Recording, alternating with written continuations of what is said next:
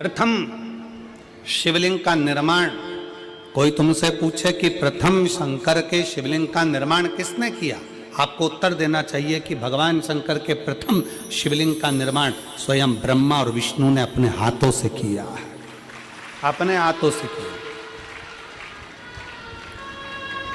इसलिए सारे ज्योतिर्लिंग, सारे उपलिंग, सारे मंदिर, सारे शिवालय,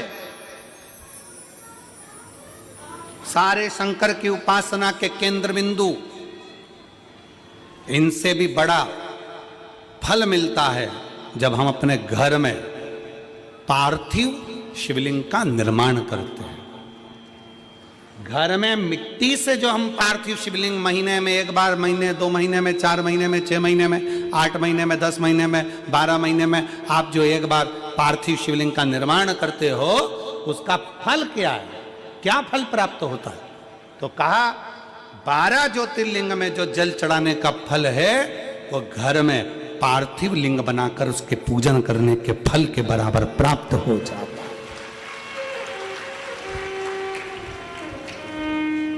साल में एक बार श्रावण के महीने में, श्रावण की शिवरात्रि पर पूरे भारत में ही नहीं देश और विदेश में भी लोग ऑनलाइन पार्थिव शिवलिंग का निर्माण करते हैं। आप लोग करते हो कि नहीं करते हो? हाथ उठाओ जरा, कौन कौन करता है? सब करते हो? रखो रखो, वापिस रखो। पार्थिव शिवलिंग का निर्माण करते हैं, उसका पूजन करते हैं, आराधना करते हैं। अब हम आपसे पूछें, जब से आपने श्रावण का शिवलिंग बनाना प्रारंभ करा, जब से आपने शिव महापुराण की कथा सुनना प्रारंभ करी, जब से आपने भगवान शंकर के मंदिर में 1 लोटा जल चढ़ाना प्रारंभ करा, वो दिन और उसके पहले के दिन दोनों निकाल लो। जो पहले के दिन थे वो बड़े कष्ट के निकलते थे। जब से शंकर जी के मंदिर जाना, शिवलिंग बनाना साल में एक बार और शिव पुराण की कथा सुनना प्रारंभ करी, तब से मेरे बाबा ने तुम्हारा हाथ पकड़ना प्रारंभ किया, तुम्हें आगे बढ़ाना प्रारंभ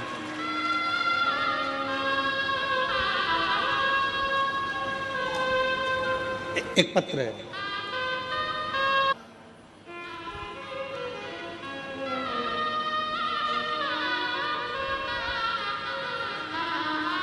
ब्रह्मा और विष्णु ने मिलकर भगवान शंकर के शिवलिंग का प्रागट्य करा। सबसे पहला शिवलिंग भगवान ब्रह्मा और भगवान विष्णु ने प्रकट किया। इसलिए शिव तत्व कहता है, भगवान शंकर की कथा कहती है कि शिवलिंग का निर्माण ब्रह्मा और विष्णु ने करा।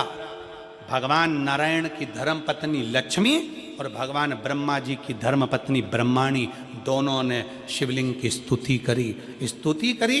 तब भगवान ब्रह्मा और भगवान शिव ने जब शिवलिंग का निर्माण कर वहां पर स्थापित किया तो लक्ष्मी और सरस्वती को उनकी सेवा में लगा दिया। सेवा में लगाया तब भगवान शंकर उसी समय पर प्रकट होकर ब्रह्मा और विष्णु के सम्मुख में अपनी आकाशवाणी से कहते हैं, अपनी आकाशवाणी से,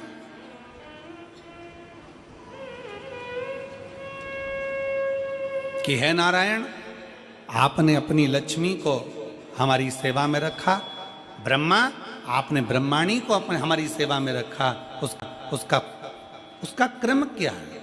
तो भगवान नारायण कहते हैं कि जिसके घर में शंकर का शिवलिंग होगा, जिसके घर के अंदर शंकर का शिवलिंग होगा, जो शंकर के शिवलिंग पर 1 लोटा जल चढ़ाने के लिए मंदिर जाएगा, जो कभी भगवान शंकर की भक्ति में डूबा होगा, तो उसके घर में 2 देवियां सदा के लिए विराजमान होगी। पहले नंबर पर लक्ष्मी और दूसरे नंबर पर सरस्वती, हमेशा हमेशा के लिए विराजमान।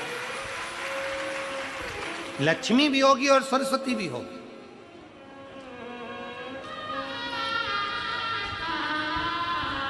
अब दोनों देवियां खड़ी हो गई।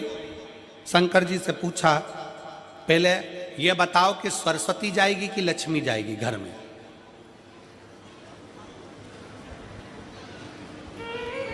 हमने रायपुर की कथा में कहा था, पुरुष की आदत रहती है वो एक कान से सुनता है, दूसरे कान से निकाल देता है, और माताओं की आदत रहती है दोनों कान से सुनती हैं और मुंह से निकाल देती है, बोल देती।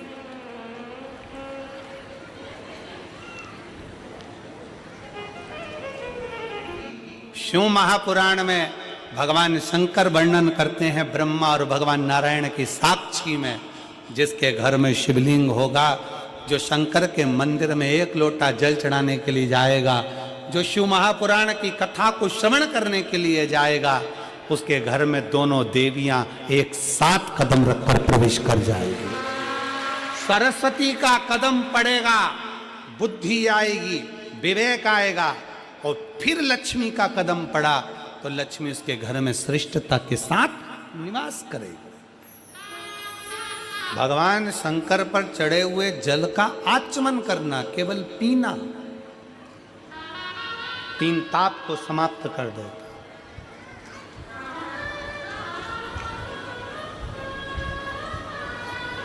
चाहे वो कायिक हो, वाचिक हो, मानसिक हो, कैसा भी ताप।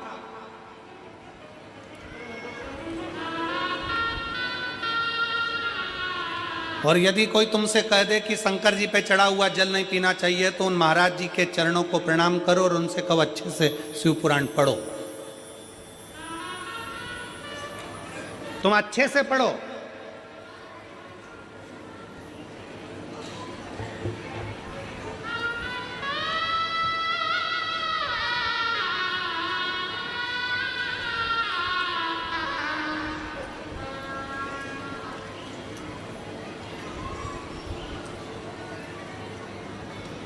आज एक बात हाले कोसा की इस भूमि से कहना चाहूँगा।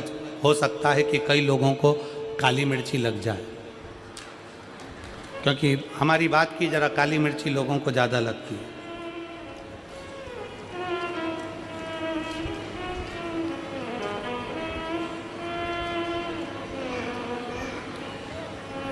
कई मिशनरी वालों ने,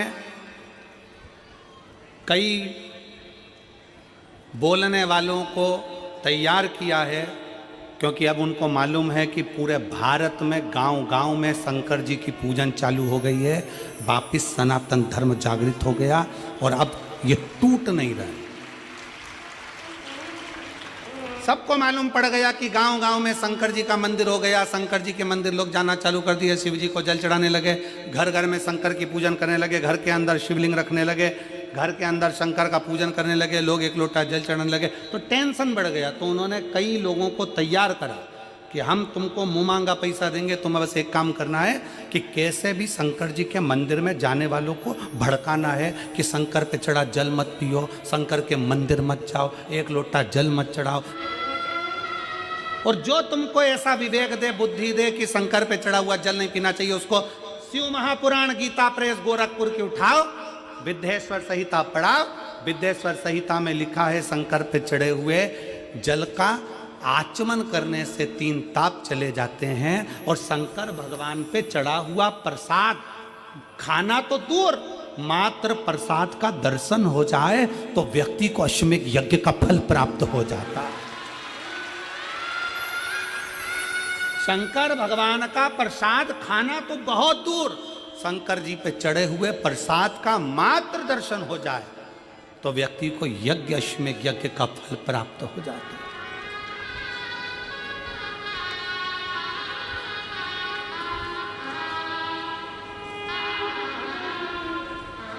शिव जी पे चढ़े हुए प्रसाद का मात्र दर्शन, खाना तो बहुत दूर की बात है। सारे देवताओं का प्रसाद रात भर रखा सकता है, सारे देवताओं का प्रसाद 2 दिन, 5 दिन, 6 दिन बाद खा सकते हो, 8 दिन बाद खा सकते हो। शंकर जी के प्रसाद का तो इतना महत्व है कि शिव जी का प्रसाद पूरी रात भी नहीं रखा था। शंकर जी के चढ़े हुए प्रसाद को तो रात से पहले खाना पड़ता है, ये 16 सोमवार के उद्यापन में लिखा है।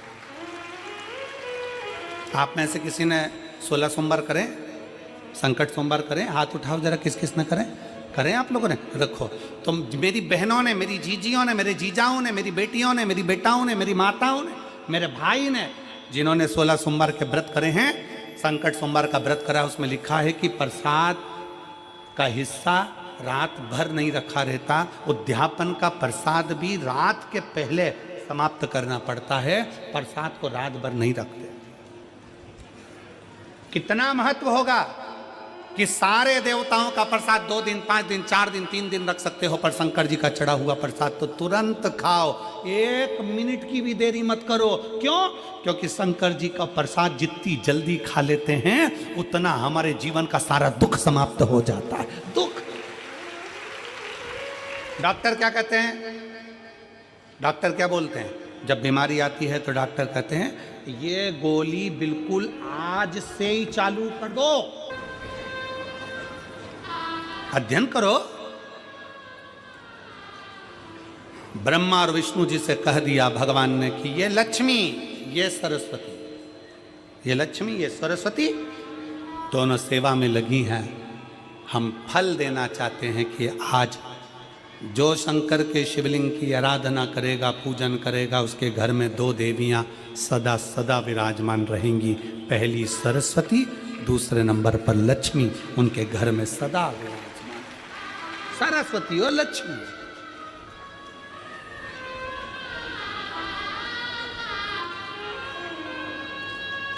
एक देवी का फूल होता है,